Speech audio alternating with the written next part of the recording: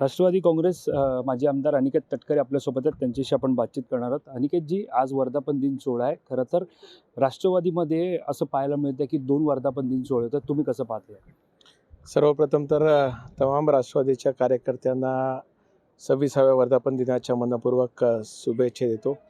26 वर्षाचा कालखंड पाहत असताना पक्षाची प्रगती वर्षगणित वाढताना आपल्याला पाहायला मिळते आणि पुढे सुद्धा आदरणीय चव्हाण साहेबांचे विचार घेऊन आमच्या सर्वच नेते मंडळींच्या नेतृत्वाखाली पक्ष बळकट करण्यासाठी आम्ही राष्ट्रवादीचे कार्यकर्ते निश्चितच प्रयत्न करत राहू आणि राष्ट्रवादी पक्षाचे ध्येय धोरणाला आणि सर्व धर्म समूहाला अनुसरून आम्ही सर्व मंडळी काम करू, एवढंच मला या प्रसंगी सांगायचं आहे. राष्ट्रवादीच्या युवा कार्यकर्त्यांमध्ये तुम्ही येतात. युवा पिढी पाहायला गेलं तर अधिक शक्तिशाली करण्याचा प्रयत्न चालू आहेत. मात्र वर्धापन दिन म्हटलं की नवी सुरुवात, नवीन दिशा. या वर्धापन दिनानिमित्त काय नवी दिशा पाहायला मिळते?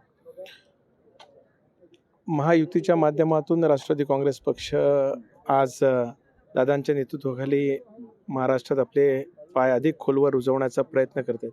आगामी येणाऱ्या जिल्हा परिषद, पंचायत समितीच्या निवडणुका असतील, महानगरपालिकेच्या निवडणुका असतील, नगरपालिकेच्या निवडणुका असतील, यामध्ये युवकांची ताकद पक्षाच्या पाठीमागे पूर्णपणाने उभं करण्याचा प्रयत्न निश्चितच आम्ही सर्व युवक करण्याचा प्रयत्न करू आणि त्याच्या माध्यमातून युवकांनासुद्धा, माझ्या युवती भगिनींनासुद्धा कशा पद्धतीने या पूर्णपणाने प्रक्रियेमध्ये सामावून घेता येईल, त्यांना अधिकचं झुकतं माप देता येईल, हा निश्चितच प्रयत्न दादांच्या नेतृत्वाखाली, तटकरे साहेबांच्या नेतृत्वाखाली, आदरणीय प्रफुल्लभाईंच्या नेतृत्वाखाली, भुजबळ साहेबांच्या नेतृत्वाखाली आम्ही करण्याचा प्रयत्न करू. निश्चितच पुन्हा तो प्रश्न येतो की 2 वर्धापन दिन सोहळे पार पडतात. पुण्यामध्येच आहेत. एक बालगंधर्व येथे राष्ट्रवादी काँग्रेस शरदचंद्र पवार पक्षाचा आहे.